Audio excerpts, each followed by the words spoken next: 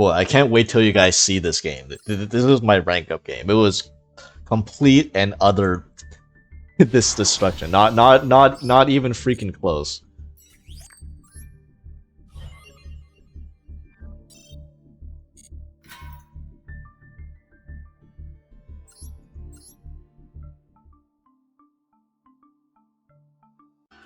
Okay, so if you're looking at this deck list for the first time, you're probably wondering, what in the fuck is this? This is like just a literal pile of 60 random cards thrown together into one deck. And my response to that is, yes, that's absolutely true. That is exactly what this deck is. That there are cards in here that have never been in the same deck with each other before. But you know what? Because the Fiendsmith engine exists, that doesn't matter. This type of deck building works. You can literally throw any random cards together, and as long as you have the Fiendsmith engine, the deck fucking works. So, you know, what else more is there to say? Like, to basically make this simple, this is essentially just a Fiendsmith deck. The only thing is that instead of the normal Fiendsmith normal summons, which are oftentimes either the Primite cards or just more copies of Lacrima, instead we're choosing to bridge into the Fiendsmith engine using Moon with some specific normal summons. So our normal summons of choice are Sangan, Tour Guide, and Neo-Spacian Connector. All three of these normal summons will bridge into Moon. We're also playing DPE engine in here because, honestly, most of the reasons because I own a Royal DPE, so I want to like shoehorn in a DPE engine into this 60 card pile. But honestly, this card has been clutch.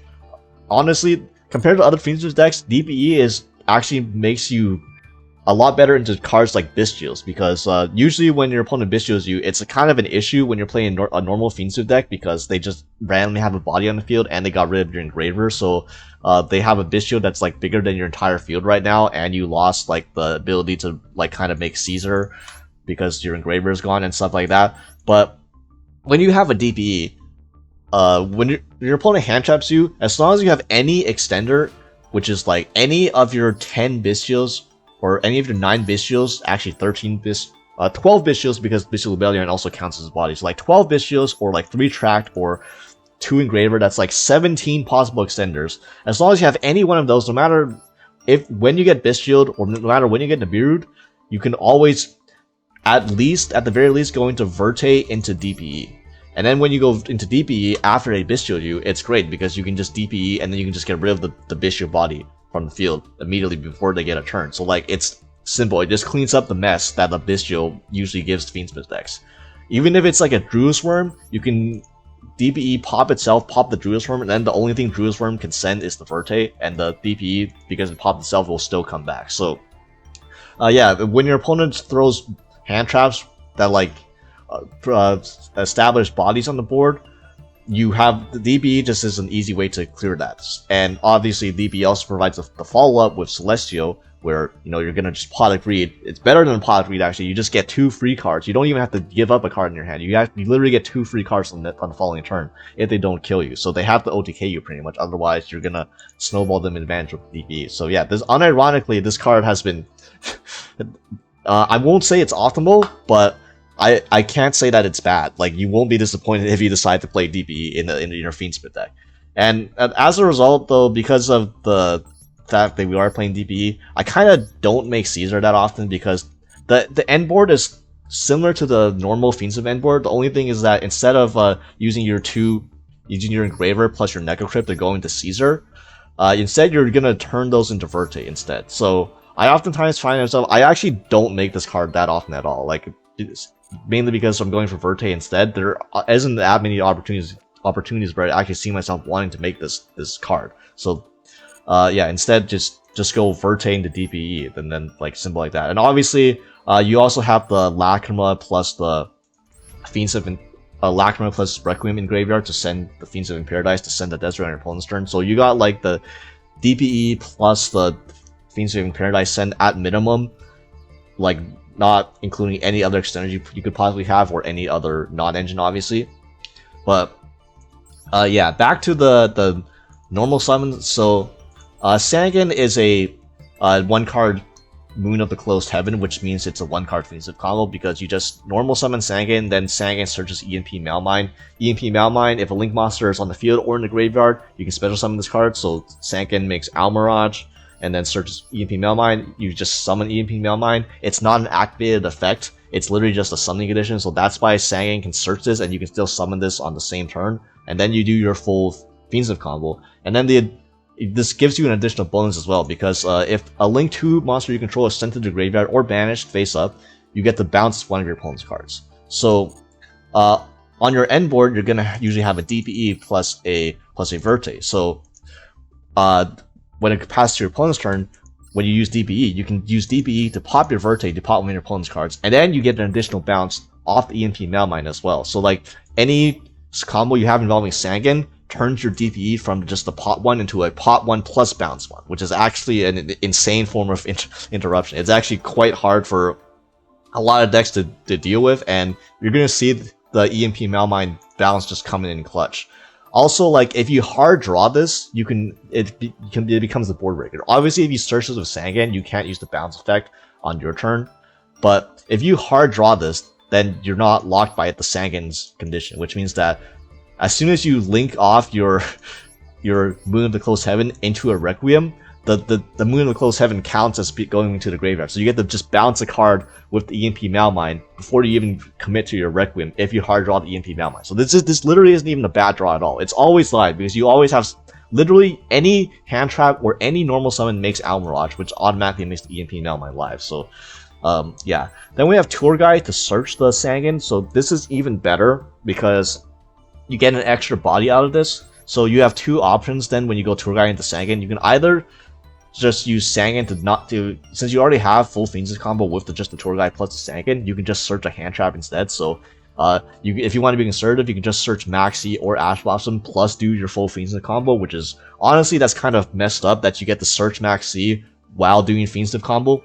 But if you want to instead search EMP Meowmine, searching EMP Meowmine with Tour Guide into Sangan allows you to play around Nibiru and Bystials better because it's just a free extender. So no matter where they Bystial you or no matter where they Nibiru you, you have this extra extender that you can use to we combine with any other extender can still make Verte through any one of those hand traps. But also, even if you don't have another extender, you can still go at minimum. You can still go EMP Meowmine plus like a Nibiru token, for example.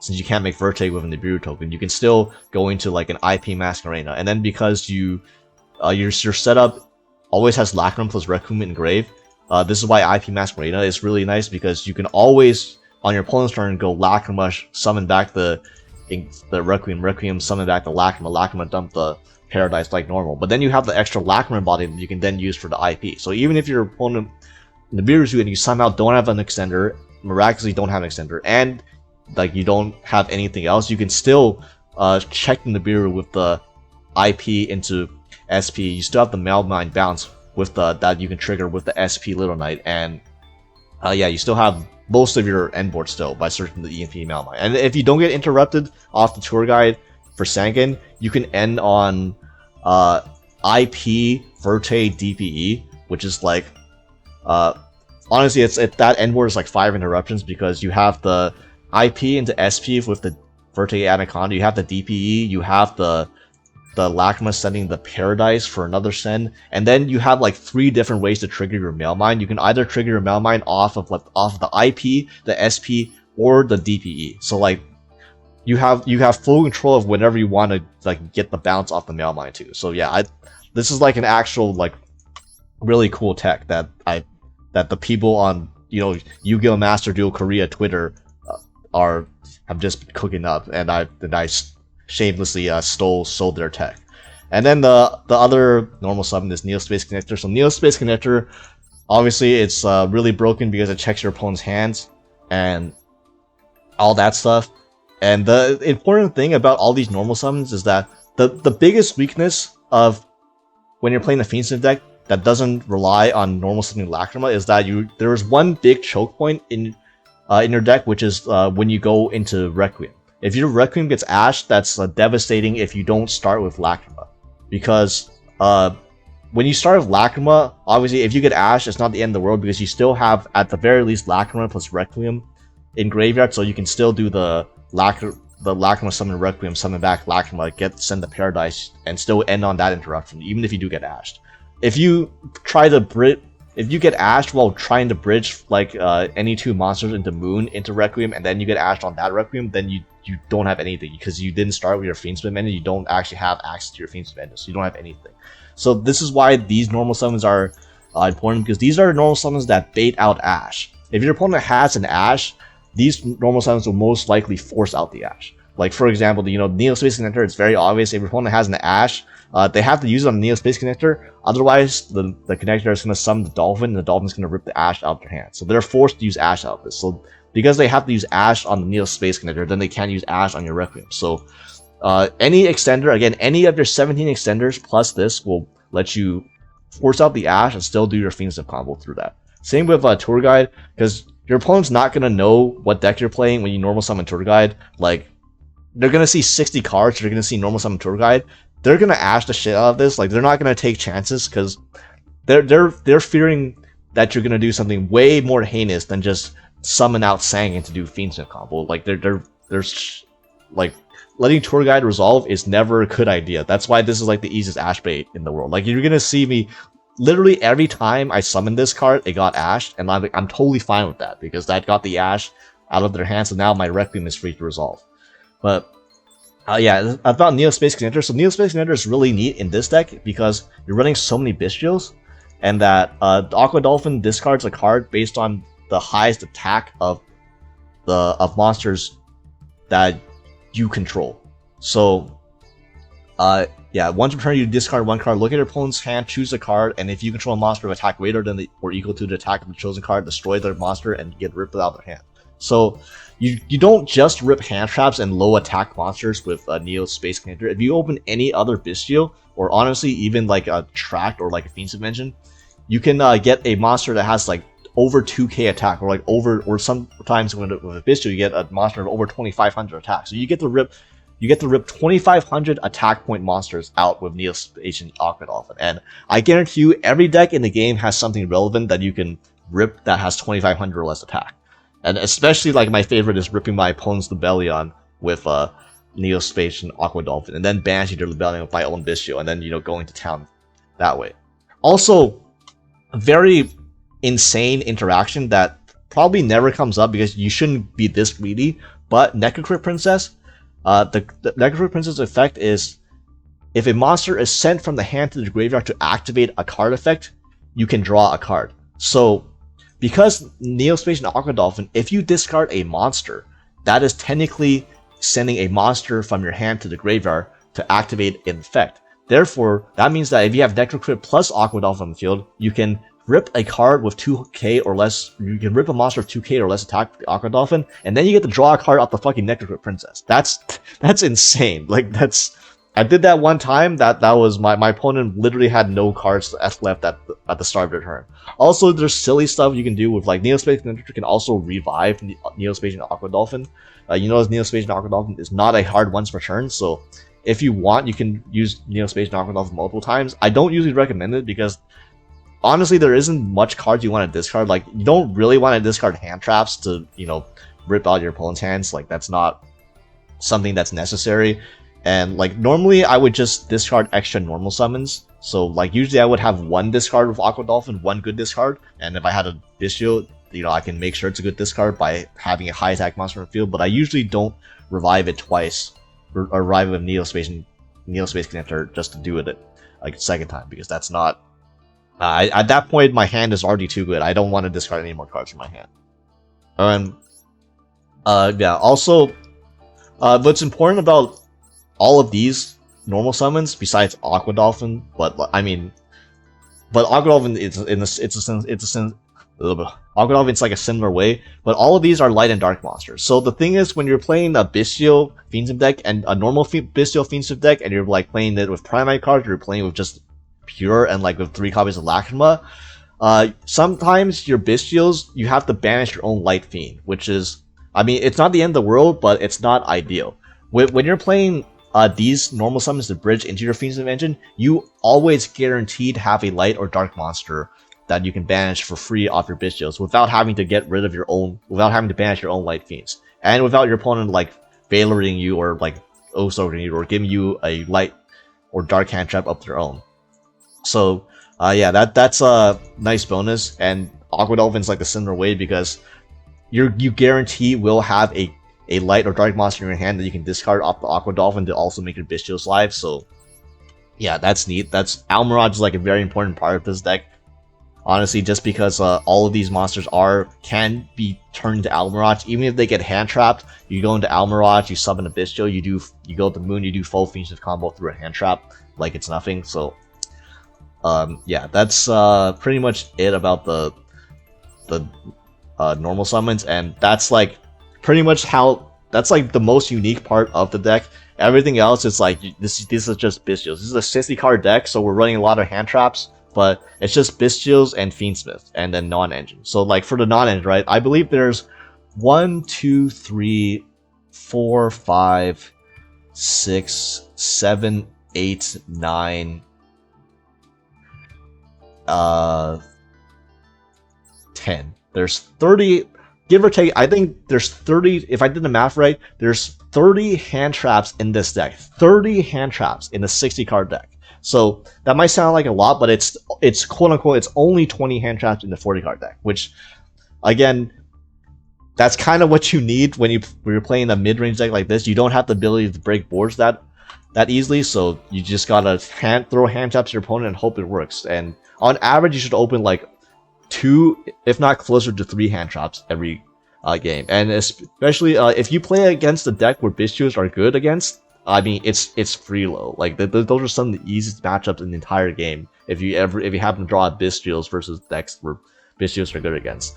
The only issue with this hand trap lineup, so Crow, Veiler, Droll, Maxi, Ogre, Ash, Sarnier, Screwsworm, 2 Baldric, and a Magnamut, and like 1 Nibiru because I ran out of space. This game doesn't let me run 65 cards, so I can only run 60, so that's why there's only 1 Nibiru. I did have 3 Nibiru in here before, but then Mermail came along, and Mermail is like the one deck where Bystials do nothing against. So I actually cut down on the Nibirus and the Mermails and the Bystials because Nibiru also isn't that great against Mermail because they will just rip it out of your hand with Minstrel. And I put in like 3 Crows and like maxed out on Drolls so that if you don't include Bystials, which is like about 9 hand traps, you go from 30 hand traps to 21 hand traps, which 21 hand traps in the 60 card deck is significantly less than ideal against a deck that Bystials aren't good against. So yeah, most of the decks in the format right now do get hit by Bystials at the very least, or are some kind of Fiendsmith deck. So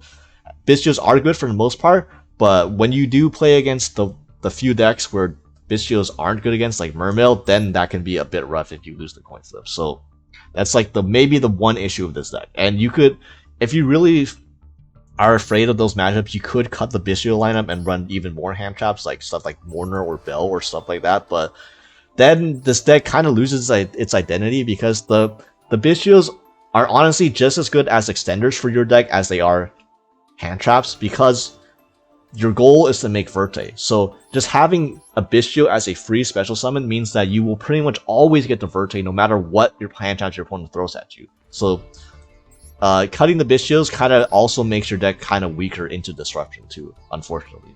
So yeah, but at the same time, you know, anytime I play Blue Eyes with this deck, it's literally one of the freest matchups in the game. It's so hard to lose the Blue Eyes matchup. They have to open fucking insane. You have to open below average in order to actually lose with this deck. Yeah, and I think that's everything in the main deck. Oh yeah, obviously you have to play the Alt Art Striker Rhoda. That's mandatory. if you don't own this Rhoda, I would honestly not even recommend playing Rhoda because it's not.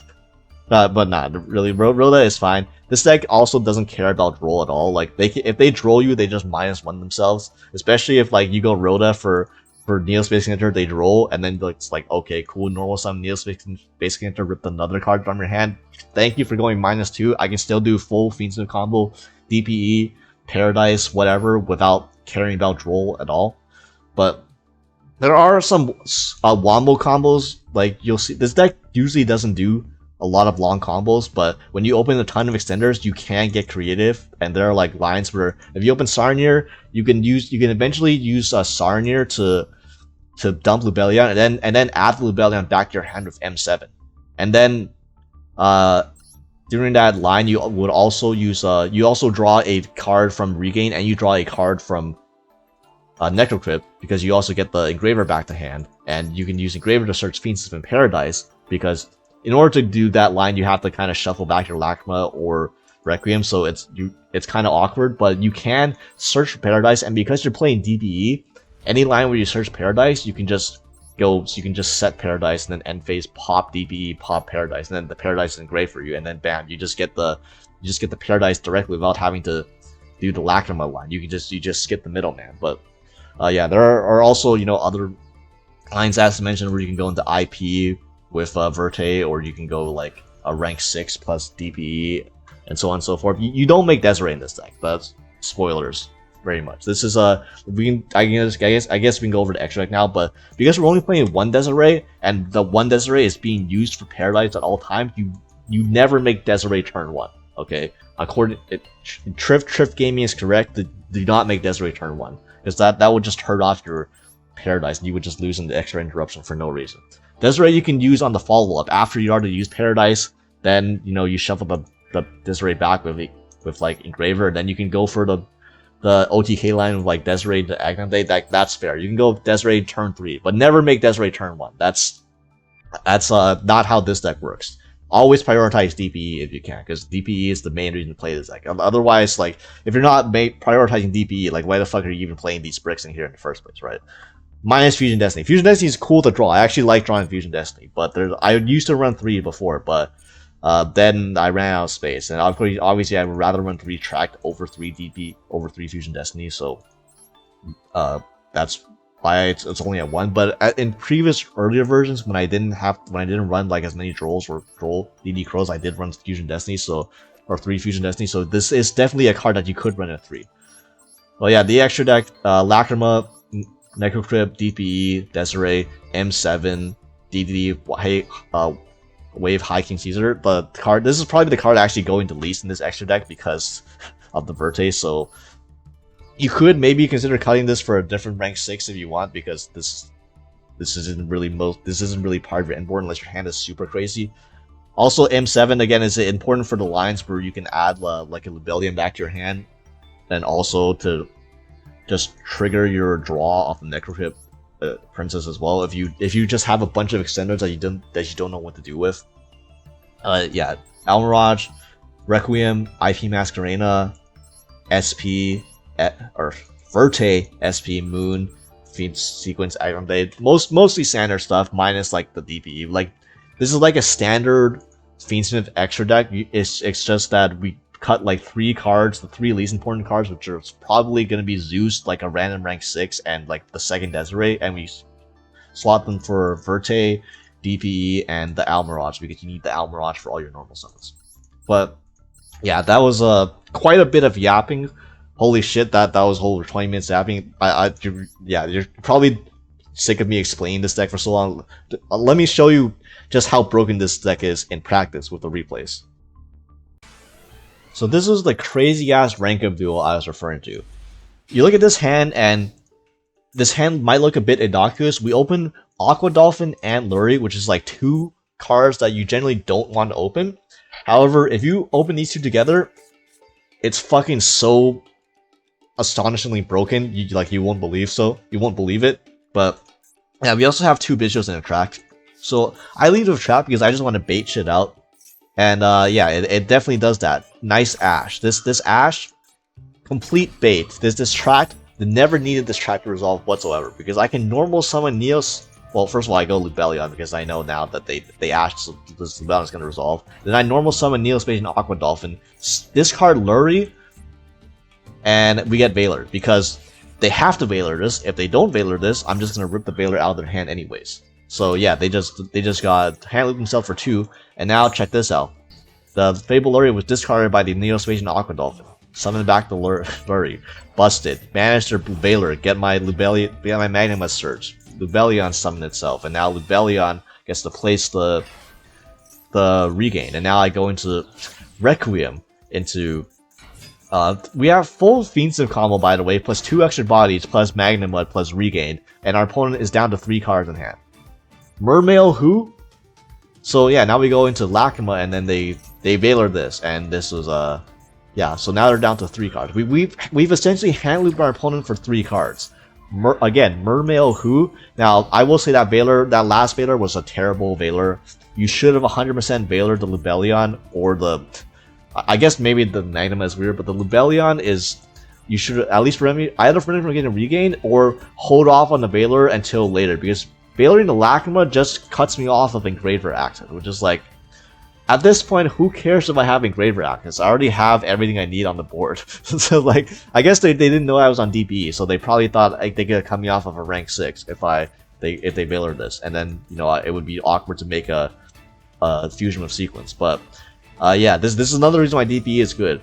Mismatching levels. So yeah, banish their Veiler, draw another card off the regain, and then draw DD Crow. These two go into IP, and then we go into Verte with Aqua Dolphin plus Rebellion, and then Verte sends Fusion Destiny, summon out DPE, and we end with DPE, IP Masquerena, sorry, Magnum regained, a draw off the regained, still have both Lacrima plus Requiem in the grave to send Fiendsmith in Paradise. This is like 1, 2, 3, 4, 5, 6, 7 interruptions.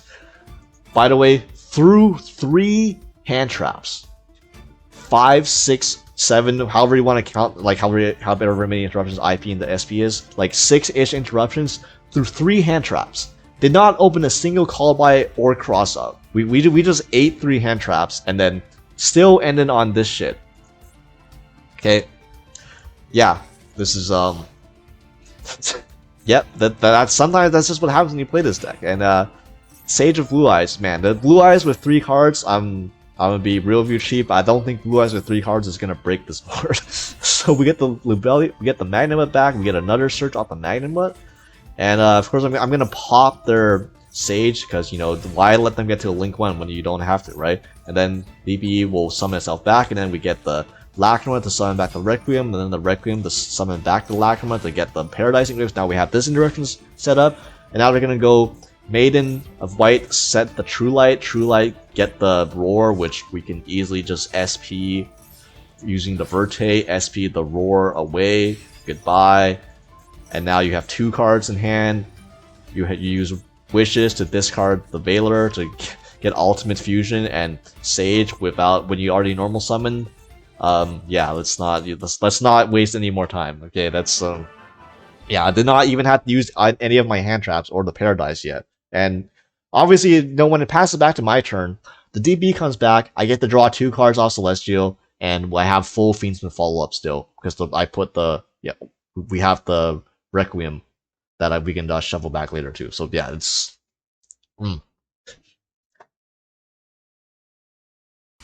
So this is a game where we go second and we open 4 hand traps. 4 hand traps. So surely this will be enough to stop our opponent, right? So my opponent normally summons Meowmine, and I don't know with P.U.N.K. I'm not sure if it's right to Veiler Meowmine anymore, because whether they have Foxy Tune or not, if they don't have Foxy Tune, they can just search the Rising Scale now, and Rising Scale will usually bait out a Veiler myself if they're trying to play around, if they're trying to make the Xyz early. So maybe I should have Veilered the Meowmine, especially since I had 3 other hand traps in hand. You know, how much did, you know, the only thing I was really punished by was triple tactics, but as you can see, they're gonna go Foxy Tune, summon out Shirakusai, then special summon the Rising Scale, and I end up Veilering the Rising Scale anyways, which is the card that they searched off the Meowmine, so I end up playing the Talons regardless. So I don't know, maybe I felt like I should have just Veilered the Meowmine, that way they wouldn't have gotten this extra body on board. So now they're going to Shirakusai, and then Shirakusai into Rising Carp, and you know, here I'm feeling good about myself because I still have the Ash, you know, plus 2 hand traps, and then they called by the grave. So yeah, because they went first and they can negate one of my hand traps. Now, like, they're I can no longer hand trap their choke point. So now this is really annoying because now the Veiler, the Ogre, and the Bystial don't interact very well with the rest of their hand. So they can go on at the field spell, which is really annoying. At least I have the Ogre for it, but yeah, they're gonna go into Jam Dragon Drive, which is gonna revive the Rising card with the Deer Note, and then they can activate their field spell. Thankfully, they activated their field spell there and didn't wait until to make the Exceeds, because now I can Ogre their field spell, so now they can't summon their damn Spider from hand, so that they couldn't search their trap as well. But yeah, obviously now they're gonna go into Jam Fever, and they're gonna go into Fiendsmith on their own. Heck yeah, man! I heckin' love Fiendsmith, man. There's just 4 more years of Fiendsmith, and then, you know, Requiem, go into Lacrima, dump Engraver, and then Engraver summons itself back. I Sarnier it because this only has 1 negate for the rest of its life because it has to detach. So I'm figuring may as well get the Sarnier out of my hand. I might as well just deal with the negate. I don't know. That's maybe they would have let it go. I'm not sure. Maybe I should have held the Sarnier, to be honest. But yeah, now the Lubellion. I dumped Lubellion, but my opponent still has the Fiendsmith live while I have 1 card in hand. Man, what the hell happened to my hand? You're telling me 4 hand traps aren't good enough? Well, yes, 4 hand traps when 2 of your hand traps get negated tend to not be as good. Thank you, Called by the Grave. And now Fiendsmith Engraver plus Lacrima goes into Caesar, and then they pass. So don't know why they didn't make SP. You should have made SP there, buddy. If you made SP, you might have actually won this game, because this Caesar. Very funny thing is that the Caesar normally is pretty decent against other Fiendsmith variants because it prevents, the Engraver, it prevents the Requiem. However, against my specific Fiendsmith deck, I top deck a Sangan. So normal Sangan go into Almirage. Sangan searches Meowmine, special the Meowmine, go into Verte, and then Verte effect to copy Fusion Destiny. There was zero point where they could Caesar any of that, because none of I did not use a single effect as special summon. All I did was normal summon the Sangans, special summon Meowmine using with its summoning condition, not even an effect. Go into Verte effect to copy Fusion Destiny, which is again not using Fusion Destiny's effect, so they can't negate this with a Caesar. So yeah, cool. Now I have a DPE on board, and I can attack over the Caesar, and then I can pop the Jam Fever because it's going to attack over my. It's too big. It's going to attack over my DP anyway. So then we Call by the Grave, the Engraver, because I don't want them to have Engraver on their turn, but I want the Engraver to be live if it ever passes back to me on my turn. And then the DPE comes back, and now I have a DPE plus a Meowmine Engrave. So my opponent unfortunately top decked Attract, and they can go Worry and discard Worry and special Worry.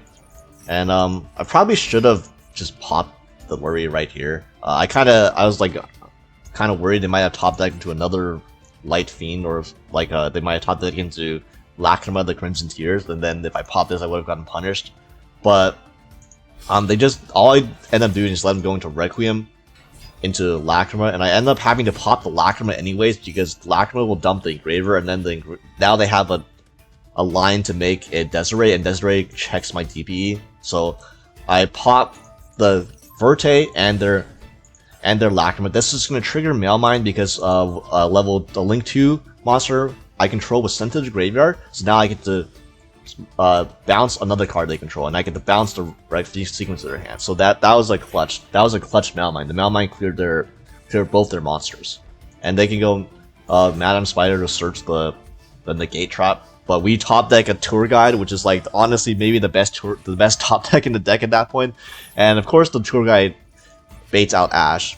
You know, why wouldn't it? And here they go Lacrima, and here I was thinking I should have popped Lurie, because now they can Lacrima send special the Requiem, and then Requiem can special the Lacrima, and then the Lacrima can, you know, obviously send the Paradise. So I'm gonna draw 2 off the Celestial, because that's another reason why DP is good. And they're gonna summon Lacrima, and I draw 2, and they didn't send anything, which tells me that they're not playing Paradise. So that's good, because it would have been really annoying if they were playing Paradise and I just let them get the free Paradise interruption for no reason when I could have prevented it. But you know, never punished, I guess. That P.U.N.K Fiendsmith usually doesn't have room to run Paradise, so it worked out. And what also worked out is we drew 2 Bystials while I have a Lubellion engraved. So I'm gonna DP effect, and that's gonna bait out the trap card, because of course it is. Otherwise, their trap card's gone. They get to gain some life points off the Madame Spider, which is fine, whatever. I'm gonna Sarnier banish your other engraver, so you have no more Fiendsmith for the rest of the game. And yeah, there was no rest of the game. The game was over on that turn. But yeah, that's barely survived going second, opening 4 fucking hand traps. Well, man, Yu-Gi-Oh is definitely in a spot right now. So this deck normally doesn't do super long wombo combos or anything, and especially if you look at this hand where we didn't even open one of our normal summons, and we opened an Ogre and 3 Bystials, but you can surprisingly do a lot by just using Bystials as extenders, and this is probably one of the longest turn 1 combos I ended up doing because we didn't face any hand traps. So I'm gonna add the Magnum, obviously normal summon the Ogre and linking in the Almirage just to put it in graves, that way I can banish it for Magnum, and then we can start using our Bystials, because we have the 1 dark or light in rotation. So summon back the Lubellion, and then place the Regained, and then Lubellion plus Almirage will go into Moon, and Moon into Requiem, and then Requiem we'll get the other Lacrima, or we'll get Lacrima, Crimson Tears, dump Engraver, equip the Requiem so that we can make Necroquip, because now I'm gonna use Engraver, put back the Moon, and then I'm gonna special summon the Sarnier. And then at this point, this is also kind of a nib check, so if my opponent has Nibiru, but they don't have another hand trap, they have to Nibiru right now, because this is threatening a Caesar. But seeing that's how they didn't, I'm just gonna ignore the nib from now on, and I'm gonna banish the Lubellion and get the draw of Regain, because we don't need the Lubellion anymore. And here, Sarnier plus Engraver, we're going to M7, and then M7, discard and add the Engraver back to hand. That way we can use the Engraver's hand effect while the Necroquip is still on the field, so we get an extra draw off the Necroquip after adding Tract, and we get the draw off Necroquip, and we draw into an Ash, nice, and then activate Tract to add and dump Lurie, and then Lurie's will special summon itself, and the Lurie plus the M7 will go into Sequence, and then Sequence, well, Sarnier I'm going to dump a Baldrake, and then Sequence I'm going to shuffle back Engraver plus Lurie. These two, because we're not making Desiree turn 1. This deck, because it only runs 1 Desiree in the extra deck, you really cannot really make Desiree turn 1 unless you want to turn off your Paradise.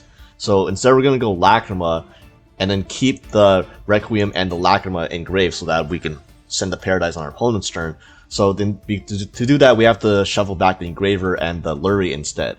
And then the Lacrima will just revive one of the others, doesn't really matter which one. And then Lacrima plus Necroquip can make a Caesar, and then a Lacrima, the other Lacrima plus Fiendsmith Sequence will make Verte, and then Verte, will make DPE.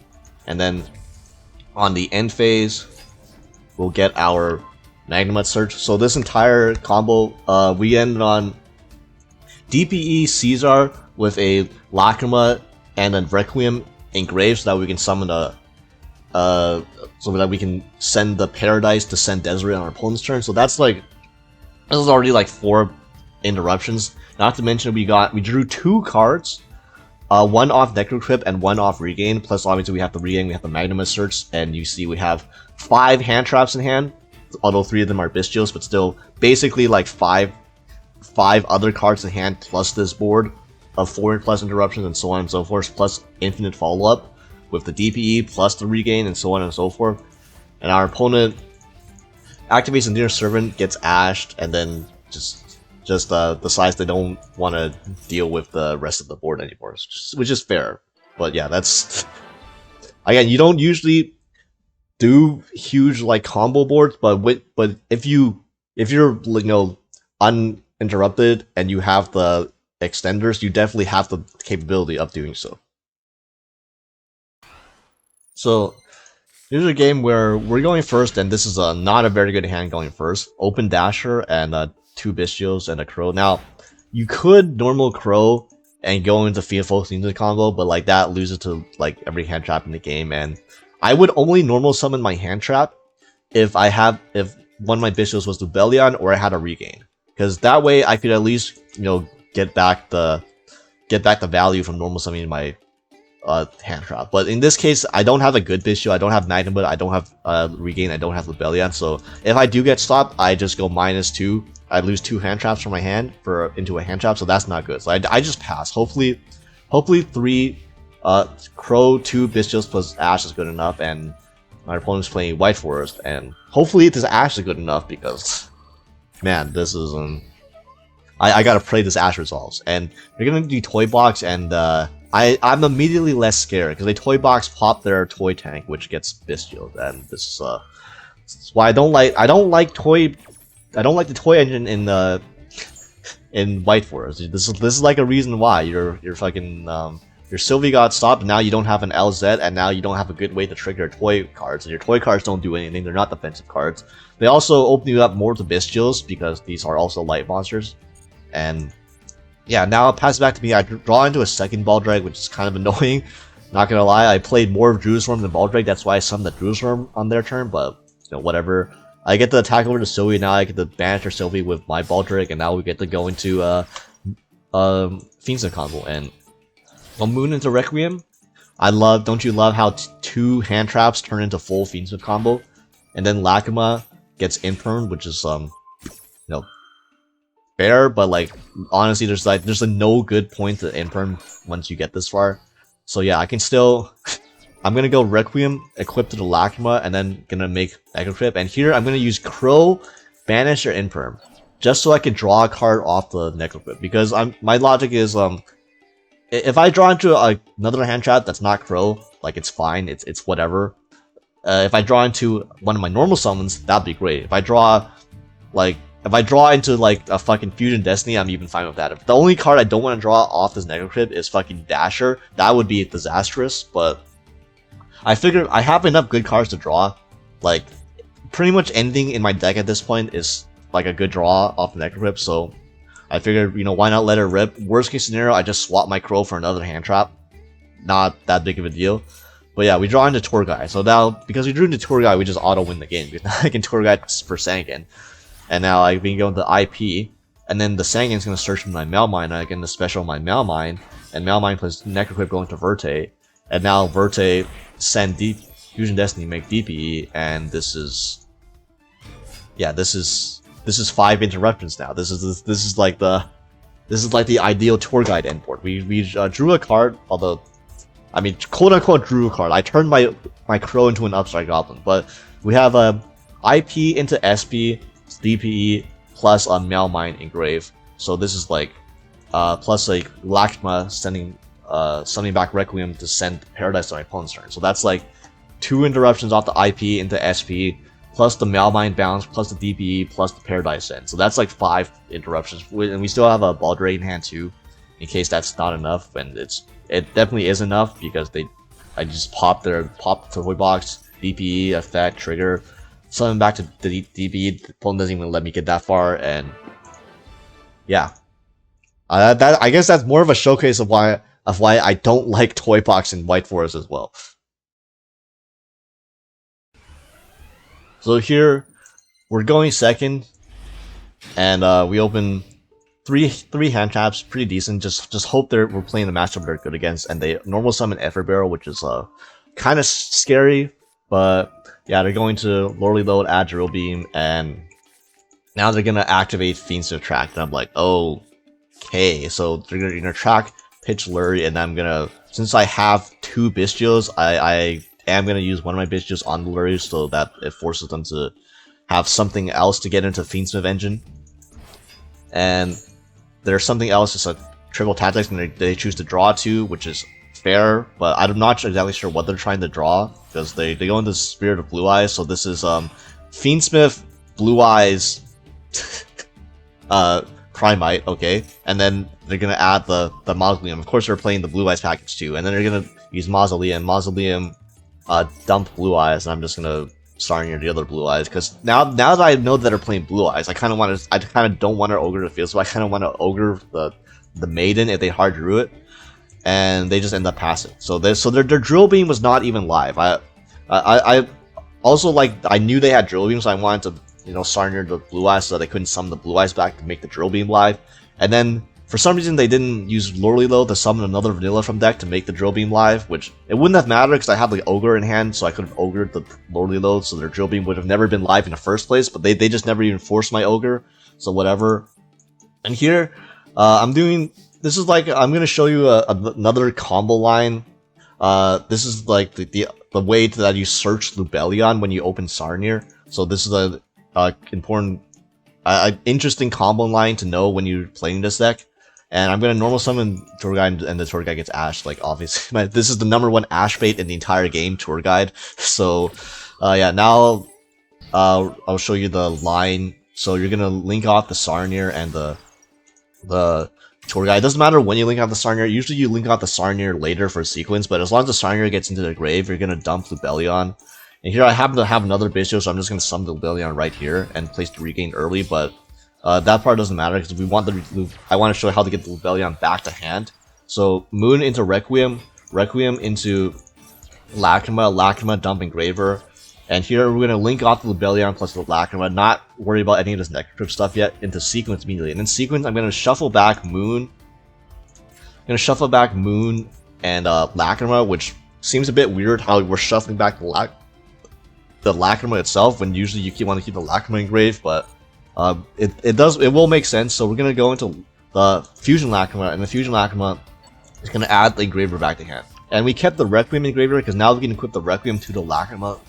And now we can send the Lacrima plus the Requiem for Necrocrypt. And now we can use the Engraver after some of the Necrocrypts. That way we get an extra draw off of Necrocrypt. And normally, if you're going first, you would add Paradise. That way you can add Paradise, and then during the end phase you can pop Paradise with DPE so that the Paradise is still in the graveyard, so you have the Paradise Desperate to send on your opponent's turn. If you were going first.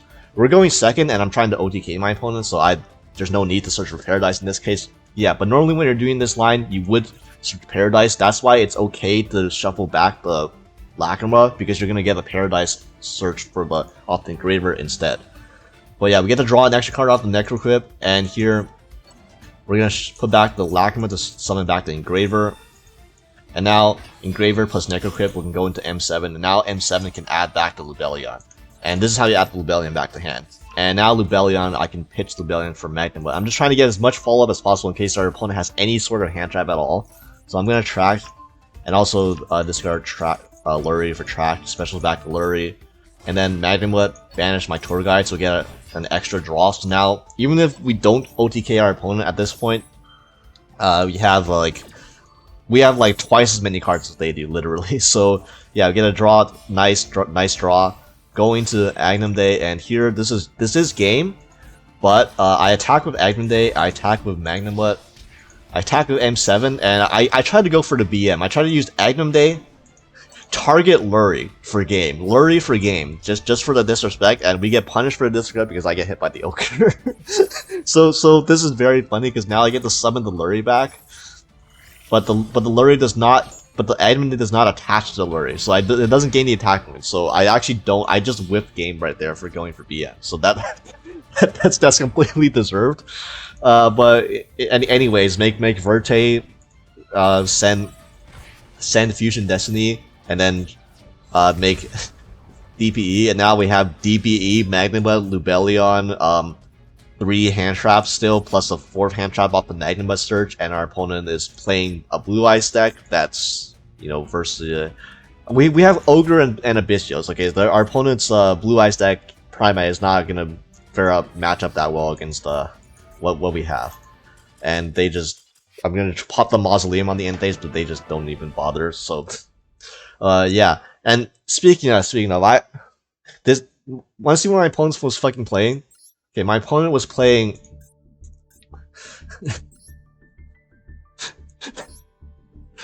What the fuck is this? This is, Primite, VAALMONICA, MILENNIUM, Fiendsmith, Blue Eyes. We were... My fucking 60-card Fiendsmith DPE Tour Guide Neo-Spacian deck was somehow only the second least unhinged 60-card Fiendsmith pile in that match. And they're playing Kyrie. Man, this is... If there's one thing Fiendsmith decks lets you do, it's that the Fiendsmith engine lets you do, is that you can run whatever the fuck you want in your deck. As long as you have the Fiendsmith engine, it's probably gonna work out. Although it didn't work out for our opponent in that game.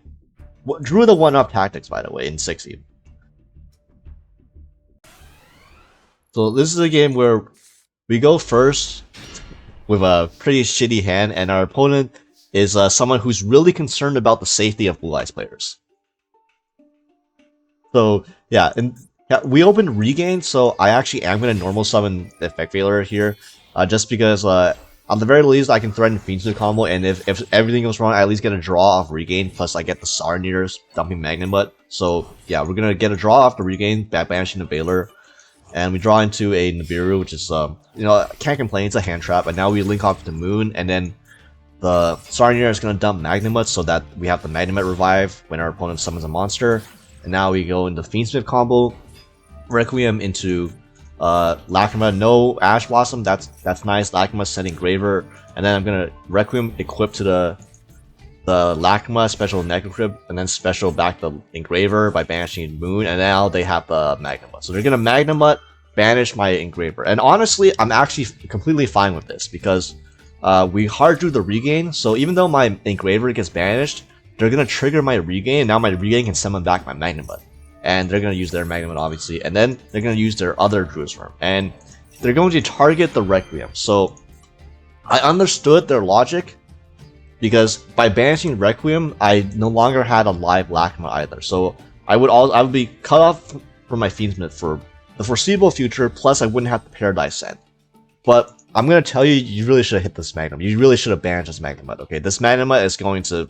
This is going to be their downfall, because by not hitting the Magnamut with their Druid's Worm, now I get to summon back the Magnamut with the Regain. And I have it in circulation for next turn as well. But now I get the draw, and now I get to go into Verte Anaconda. And now I can go Verte, dump Fusion Destiny, dump the Dasher from my hand. Unfortunately, we drew it in 60, but you know, that happens. And we go into DPE, and I'm going to go into end phase, and here it's a very weird... Like, this is going to be a very weird, like, board state, because we have like 4 Bystials between the like 2 of us in this end phase, and I'm going to use DBE to pop the Verte, because if I pop the...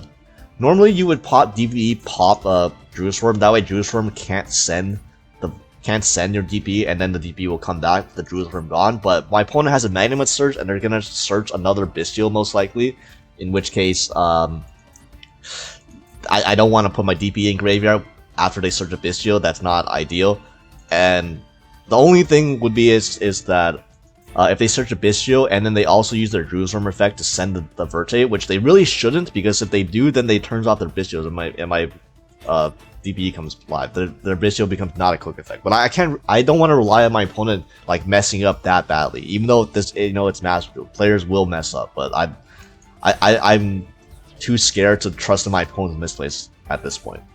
And yeah, they're gonna search a Baldrake, and now I have 3 hand traps plus Regain still, so I feel fine, or plus the DP, and now they're going to summon Primera, and I'm going to Regain, target the Magnamut. For some reason, they don't Baldrake this as well. Like, if they had just literally Magnamutted my Bystial Magnamut, either turn 1 or turn 2 with their Baldrake or their Druid's Worm, like, I would have been in such a worse position. I probably would have lost this game. But they let me get the 2 Magnamut searches off of this for some reason. Like, that's wild to me. So yeah, I get the Magnamut Surge. Now I'm gonna use Droll on their ad, even though this is Centur-ion, so Droll doesn't really do that much. And now I'm gonna pop their Baron, because they can make a Baron right now, and I don't want to make a Baron. So force them to go stand up, discard a card, Delta, lol, summon Tridea. Tridea's place the Gargoyle, special Gargoyle as a level 4 monster. Now they can still go into Chaos Angel, but a dark Chaos Angel is significantly easier to deal with than a light Dark Chaos Angel or a Baron for that matter. So they're gonna rip apart my field, and I'm gonna Druid's Worm the Gargoyle, because I'm gonna summon. I have to summon this Druid's Worm anyways just to live. But then they Baldrake their own Gargoyle. What is this Bystial use? Imagine if you just Bystialed my like damn Magnamut or something. Like, I guess you wouldn't have a reliable way to destroy to banish my DB if you used a Bystial on my Magnamut. But What is this usage of Baldrake? Now you're using Baldrake to banish your own gargoyle just so I don't summon my Druid's Worm. Because my opponent probably thinks that they have game at this point. Because I'm at 6k and my Druid's Worm is going to block my life points.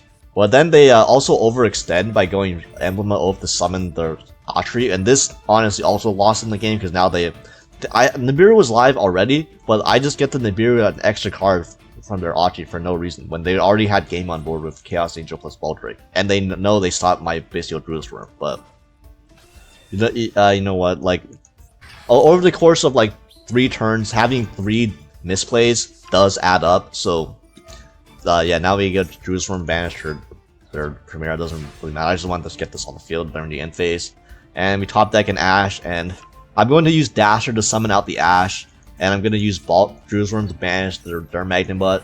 And here I'm going to draw 2 off the Celestial, and draw Tour Guide, 6 draw. I'm going to go into SP.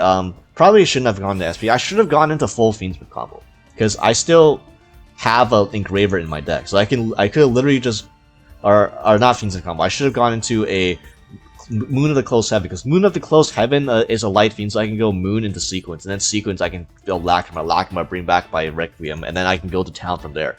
Instead, I didn't see the vision, and I went into SP instead. This was just to link up the Druid's Worm to banish to send their token anyways. But yeah, now I'm going to normal summon Tour Guide, special Sangan, and I'm going to force battle phase, which is going to trigger their Trudea, and now I'm going to clear my EMZ so that I can go into Moon and do what I should have done in the first place. But I had to rely on them using Trudea first so I can trigger my SP. Yeah, but my SP is going to banish itself from the EMZ.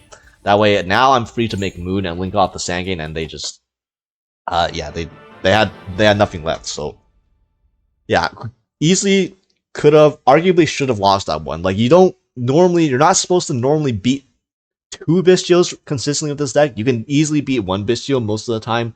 2 Bystials, if your opponent doesn't use them perfectly, there is a chance, as you can see, or as you saw from this replay.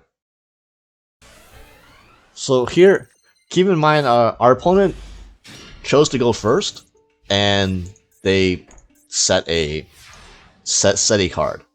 So here, I definitely probably should have led the Tour Guide. I was playing normal Sangan because I don't know, I figured it was better against Max Seed, which is true, but I ended up not getting Max Seed. So the Sangan, if this wasn't called by the grave, that would have been infinitely worse than than summoning Tour Guide. So whatever. But I do go into Almirage, use Sangan's effect, then they don't call by the Sangan.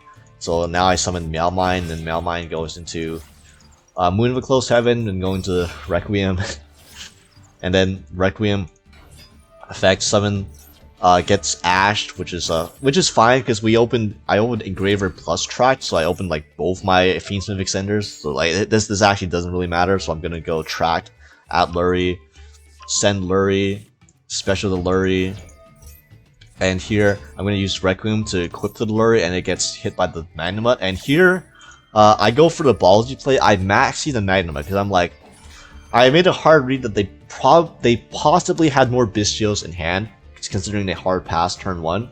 Even if they don't, it's whatever. That means I still have a play if they don't have more Bystials. But if they do have more Bystials, then they try to stop me, I can draw more off the maxi anyway. So I figured it was like a win-win situation. As long as I drew a hand trap off of this maxi. Like 1 draw. Okay, cool. We did draw in person, so that actually worked out.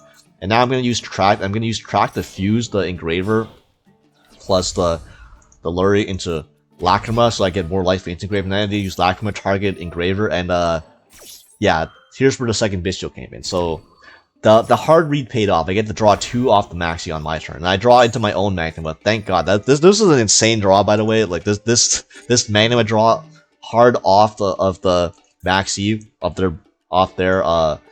Bystial won me the game. So I'm gonna banish my Sangan with the Magnum, and then I'm gonna go into battle phase, attack over their Magnum, and here I'm gonna go. I was still playing around Imperm, like I was worried about Imperm because I never checked for Imperm because I never normal summoned the Tour Guide, which again, that's another reason you should probably normal summon Tour Guide just to check for Imperm, because they probably will hit the Tour Guide. But Yeah, this way, at least before going to DPE, I attack over the Magma to get the body off the field first, and then I go into Verte, and I pray that that's not an in-perm set. And thankfully, I put back Lori to deal 1200 because I have enough Light Fiends in the rotation, and here they thankfully don't have an in-perm, so I can go DPE, and we go into the end phase, and I'm gonna DPE, pop the Verte. I would love to keep this Verte on the field because I have a Meowmine engraved, so if I kept the Verte onto my opponent's turn, I would get the bounce off Meowmine, but I couldn't in my conscience put my DPE engraved and then hope that they don't search a Bystial off the Magnemite and just Bystial the hell out of my DPE. I'm just playing it safe, so I'm gonna pop the Verte and pop their back row, which was a call by the grave, so thank fucking god I didn't send. Another reason why I didn't pop my DPE and get it in the graveyard. But my opponent's playing Tenpai, so my opponent went first, bricked, and then they opened Magnemite anyways and searched Genroku. And they special Genroku because they forgot they're under Max C. Nice. You give me another draw. Although the scroll is not gonna do anything. And by the way, I forgot to set the imperm. Whoopsie! I was like too focused on like my end phase that I actually forgot that I had to do stuff before I go to the end phase. But this imperm. Surprisingly, you'll see how it works out. So I go DPE and they go Ogre my DPE, and I chain Druid's Worm on their Ogre. So that way, what they're trying to do is DPE has to pop one card from both sides of the field, or one card from my field at least, and then another card. So if I control no cards after they Ogre me, I couldn't pop anything. But they forgot I searched the Druid's Worm off my Magnemite. So thank again that Magnemite draw coming in clutch, and I get this special. The DPE now. They really should have used Genroku in their draw phase. By the way, the fact that they didn't use Genroku, first action Genroku in their draw phase meant that they gave me an opportunity to DPE their Genroku, and then they wouldn't be able to get a search because they wouldn't be able to activate whatever they summoned off of the Genroku. But yeah, that was a slight misplay by my opponent's part. So anyway, how this chain works out is Genroku summons Hydra. I special Druid's Worm. The Ogre kills my DPE, but then the DPE can pop the Druid's Worm instead, and then I can still pop the Hydra without them getting a search off of it, and then also I can Druid's Worm send their Druid's Worm, and their Druid's Worm can't send anything on my field anymore. So yeah, what's that last card in hand? Last card, Kaiban, by the way. Yeah, well, that was their top deck because they didn't use that. They didn't fire off the Kaiban turn 1, but you know, whatever. I drew the Imperm too off that Maxi. So Maxi is just like the most fair and balanced card. Totally didn't win that game just because of a Maxi or anything. And we draw a Sangan, so I'm gonna dash her to Sangan, get the DPE back, and clearly my opponent has they have 0% chance of winning this game. But I'm gonna normal summon Torgai to get another Sangan. I'm gonna pop the Sangan for their Chandra, and I get to search an Ash Blossom because Sangan also searches Handtraps, and yeah, you got they really don't have anything. It's even though this isn't game, like they're Tenpai with one card is not beating SP DPE Ash, which yeah, it's a formality. They're just staying here for dailies. I respect it. Draw. No, if we didn't have enough hand traps, you know, if they hard draw the Sangan Kaiban, the Sangan something now, that also will not work. But yeah, it's another example of somehow this dumbass Fiendsmith DB deck is like beating double Bystial a lot of the time. I don't even know. I frankly don't even know how, but like I you know, cool, I guess that even Bystials don't work against this deck consistently. So while I wouldn't necessarily recommend crafting Tour Guide or DBE just to play this deck if you don't own them, because these URs are core to this deck, and they're probably the URs that you're least likely to have because they're played in the least amount of decks. If you do happen to still own these cards, feel free to give this deck a try. I had way more fun playing this version of Fiendsmith than literally any other Fiendsmith deck or Fiendsmith variant. By far, not even close. Like, I was so sick of opening vanillas every game playing Primite Fiendsmith that you don't have to worry about that playing this deck. One, because you don't play vanillas, and two, you're playing 60, so chances are you will open less bricks with this deck. Although you know just don't open Celestial and Dasher, and you'll have a good time with this deck. I promise.